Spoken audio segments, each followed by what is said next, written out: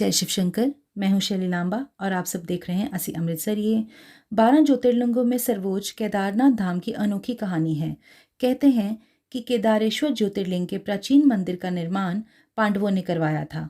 पुराणों के अनुसार केदार महिष अर्थात भैंसे का पिछला अंग है। यहाँ भगवान शिव भूमि में समा गए थे। तो आइए आज हम इस वीडियो में जानेंगे केदारनाथ से जुड़ी हुई कुछ रोचक कहानियाँ।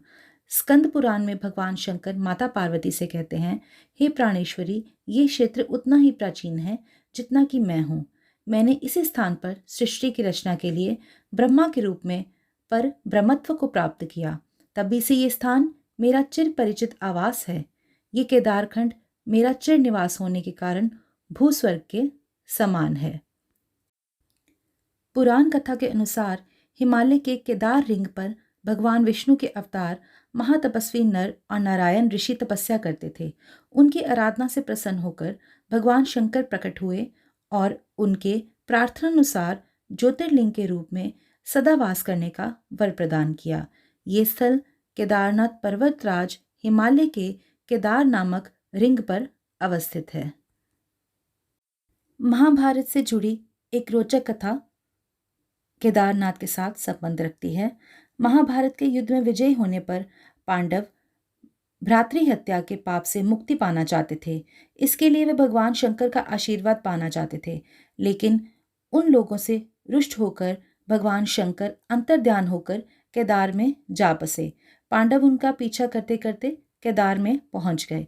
भगवान शंकर ने तब एक भैंसे का रूप धारण कर लिया और वे अन्य पशुओं में जा मिले।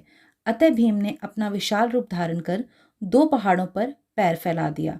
अन्य सब गायें, बैल और भैंसे तो निकल गए, पर शंकर जी रूपी भैंसा पैर के नीचे से जाने को तैयार नहीं हुआ। भीम बलपूर्वक इस भैंस पर झपटे, लेकिन भैंस भूमि में अंतर्ध्यान होने लगा। तब भीम ने बैल के त्रिकोणात्मक पीठ का भाग पकड़ लिया। भगवान शंकर पांडवों की भक्ति दृढ़ संकल्प देखकर प्रसन्न हो गए। उन्होंने तत्काल दर्शन देकर पांडवों को पाप मुक्त कर दिया। उसी समय से भगवान शंकर भैंस की पीठ की आकृति पिंड के रूप में श्री केदारनाथ में पूजे जाते हैं। दीपावली महापर्व के दूसरे दिन पड़वा के दिन शीत ऋतु में मंदिर के द्वार बंद कर दिए जाते हैं। 6 मास तक दीपक जलता रहता है। पुरोहित ससम्मान पट बंधकर भगवान के विग्रह एवं दंडी को 6 माह तक पहाड़ के नीचे उखी मठ में ले जाते हैं। 6 माह बाद मई माह में केदारनाथ के कपाट खुलते हैं। 6 माह मंदिर और उसके आसपास कोई नहीं रहता, लेकिन आश्चर्य की बात यह है कि 6 माह तक दीपक निरंतर बिना बुझे जलता रहता है। केदारनाथ को जागृत महादेव भी कहा जाता है।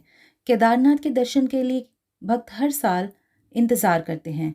केदारनाथ की चढ़ाई को बेहद ही मुश्किल माना जाता है, लेकिन ऐसा कहा जाता है कि भोले बाबा जिसे दर्शन देने की ठान लेते हैं, उसे हर हाल में दर्शन देकर ही रहते हैं।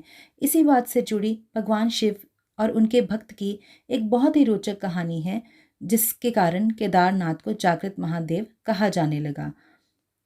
ऐसा माना जाता है कि एक बार एक शिव भक्त अपने गांव से केदारनाथ धाम की यात्रा पर निकला।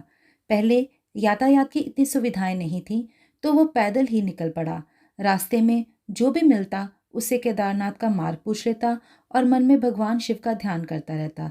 चलते चलते उसको महीने बीत गए। आखिरकार एक दिन वह केदार धाम पहुंच ही गया। केदारनाथ में मंदिर के द्वार 6 महीने खुलते हैं और 6 महीने बंद रहते हैं। वह उस समय पर पहुंचा जब मंदिर के द्वार बंद हो रहे थे। मंदिर के पंडित को उसने बताया वह बहुत दूर से महीनों की यात्रा करने के बाद यहाँ पर पहुंचा है। उसने पंडित से बहुत प्रार्थना की कि वो उसे दर्शन करने दे, लेकिन वहाँ का तो नियम है, एक बार द्वार बंद हो गए तो बंद हो गए। इसके बाद वह बहुत रोया, बार बार भगवान शिव को याद किया कि प्रभु बस एक बार दर्शन करा दो। वह प्रार्थना कर ही रहा था सभी से, लेकिन उसकी किसी ने नहीं सुनी। मंदिर के पंडित बोले, आप यहाँ 6 महीने बाद आना, क्योंकि 6 महीने बाद यहाँ के दरवाजे खुलेंगे। यहाँ 6 महीने बर्फ और ठंड पड़ती है और सभी जन वहाँ से चले जाते हैं। वह वहीं पर रोता रहा। रोते रोते रात होने लगी।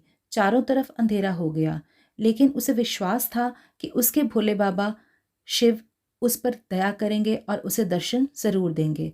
उससे बहुत भूख और प्यास लग रही थी। उसने किसी की आने की आहट सुनी। देखा, एक सन्यासी बाबा उसकी ओर आ रहे हैं।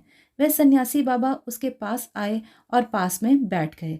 सन्यासी बाबा ने उससे पूछा, बेटा कहाँ से आए हो? उसने सारा हाल सुना दिया और बोला, मेरा तो आना यहाँ पर व्यर्थ हो गया बाबा जी। बाबा जी ने उसे समझाया और खाना भी दिया।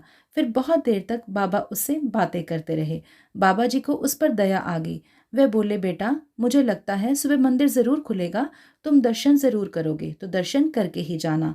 बातों बातों में इस भक्त को ना जाने कब नींद आ गई। सूर्य की मध्यम प्रकाश के साथ भक्त की आंख खुली। उसने उधर उधर बाबा को देखा, किंतु वे कहीं नहीं थे। इससे पहले कि वे कुछ समझ पाता, उसने देखा पंडित आ रहे हैं अपनी पूरी मंडली के साथ। उसने पंडित को प्रणाम किया और बोला, कल आपने तो कहा था कि मंदिर 6 महीने बाद खुलेगा, इस बीच कोई नहीं आएगा, लेकिन आपने तो इसे आज सुबह ही खोल दिया और अब आ भी गए। पंडित जी ने उसे गौर से देखा, पहचानने की कोशिश की। पूछा, तुम वही हो जो मंदिर का द्वार बंद होने पर आए थे, जो मुझे मिले थे 6 महीने होते ही वापस आ गए? उस आदमी ने आश्चर्य से कहा, नहीं नहीं, मैं तो कहीं गया ही नहीं। कल ही तो आप मिले थे रात में, और मैं यहीं सो गया था। मैं कहीं गया ही नहीं। पंडित के आश्चर्य का ठिकाना नहीं था। उन्होंने कहा, लेकिन मैं तो 6 महीने पहले मंदिर बंद करके गया था। आज 6 महीने बाद आया हूँ। तुम 6 महीने तक यहाँ पर जिंदा कैसे रह सकते हो? पंडित और सारी मंडली हैरान थी। इतनी सर्दी में एक अकेला व्यक्ति कैसे 6 महीने तक जिंदा रह सकता है? तब इस भक्त ने उनको सन्यासी बाबा के मिलने और उनके साथ ही की गई सारी बातों के बारे में बता दिया। उसने कहा, एक सन्यासी आया था, लंबा था, बड़ी बड़ी जटाएं थी, एक हाथ में त्रिशूल और एक हाथ में डमरू लिए मृगशाला पहने हुआ था। पंडित और सब लोग उसके चरणों में गिर पड़े। बोले, हमने तो जिंदगी लगा दी, किंतु प्रभु के दर्शन नहीं कर पाए। अपने सच्चे भक्त को दर्शन देने के लिए प्रभु ने साक्षात रूप लिया। तुम उनके सच्चे भक्त हो। उन्होंने अपनी योग माया से तुम्हारे 6 महीने को एक रात में परिवर्तित कर दिया, कालखंड को छोटा कर दिया। ये सब तुम्हारे पवित्र मन और तुम्हारे विश्वास के कारण ही हुआ है। इसी कहानी की वजह से केदारनाथ को जागृत महादेव भी बुलाया जाता है। हर साल 6 महीने के लिए भक्त लगातार प्रतीक्षा करते हैं कि कब केदारनाथ के पट खुलें और वो प्रभु के दर्शन करें।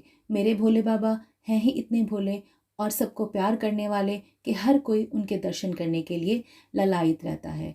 आई होप आपको मेरी वीडियो पसंद आई है। अगर आपको मेरी वीडियो पसंद आई है तो इसको लाइक कीजिए, इसको शेयर कीजिए और मेरे चैनल को सब्सक्राइब कीजिए और बेल आइकन दबाना मत भूलिए ताकि आपको सारी नोटिफिकेशंस मिलती रहें। और इसी बात के साथ प्रार्थना करती हूँ कि भोलेनाथ आप सबके जीवन को सुखद बनाए। जय शिव शंकर।